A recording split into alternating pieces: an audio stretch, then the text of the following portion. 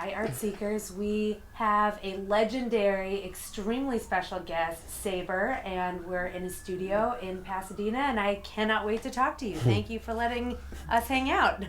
Hello, hello. So how did you get your start in graffiti writing? Okay, so trying to see where we're going to take this conversation so it doesn't go too deep, too far, too fast. Let's just get there. All right.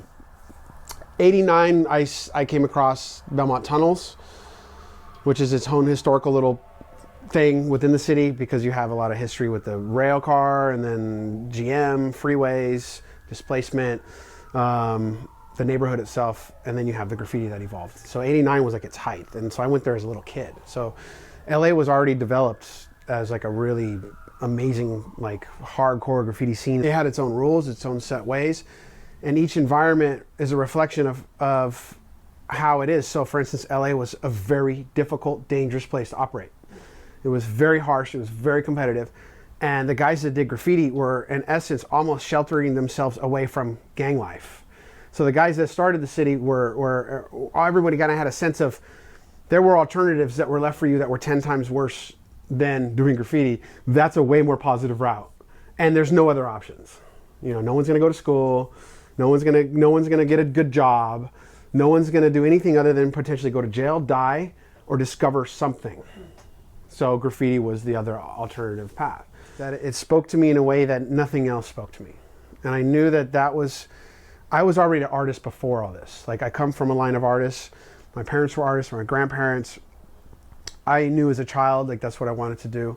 So for me, it was the most natural thing to get into, you know? And I didn't know the path and the journey that it would take me on, which would lead me to multiple phases of myself, you know, and multiple evolutions of myself, going well past just, you know, the culture and doing it and the associations and the practice itself, which leads you to things, but an actual evolution of a person, an evolution of almost like a spiritual development in that sense. To be able to look at a landscape and to say, I want to put my name there, and all the challenges and risks and mission that it takes to do that. So all of a sudden, it went from writing my name on a bench and being so nervous about it that I went back and painted it out, okay, to then painting, you know, the 5 freeway bridge underneath the biggest freeway on the planet, hanging for my life, hiding from helicopters. So to get to that, it leads you down this road, and it plays with a lot of different things. It plays with a lot of different aspects of a personality. And what can you tell about yourself looking at the work that you did in the 90s? I was always about, like, I always like aggressive styles, but I also see like the naivety in it. But my goal was always to try my best at painting. So I knew that the best way I could win was to try to paint my best. And it wasn't always about being like the craziest, but if you threw a mixture of being the craziest with trying to paint the best, you had a perfect recipe. And that's what our crew represented, was we were all the craziest and we were all the best. For me, it's about now how we take these unorthodox tools and experiences and bring that into the art world.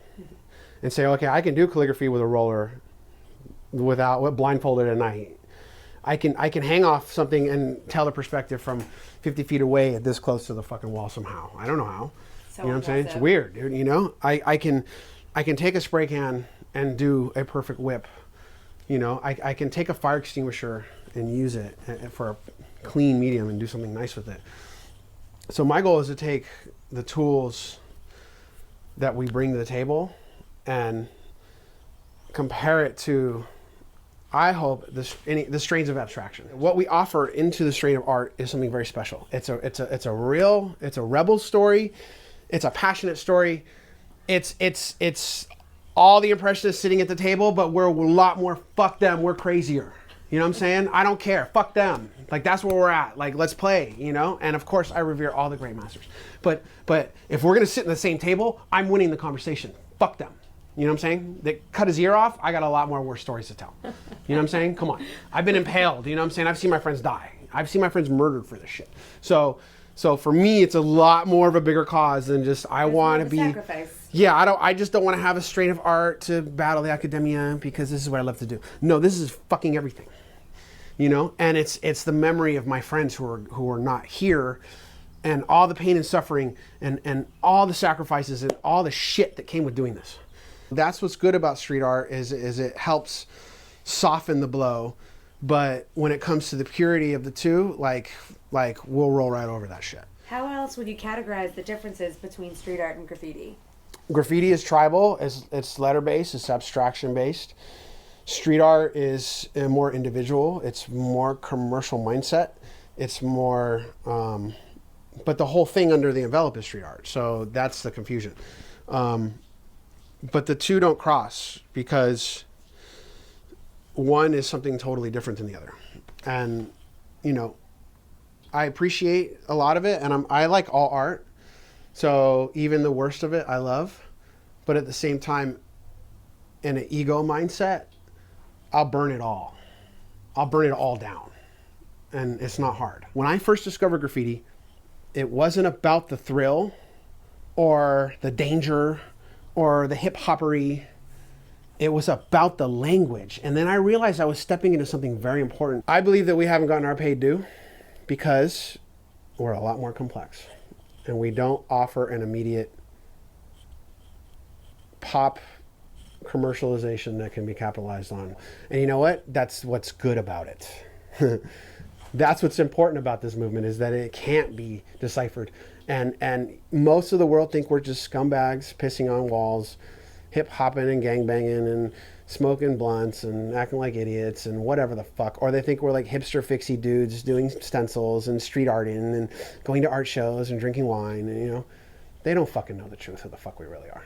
You know, like to me, it's about being the next form of abstraction in a new era.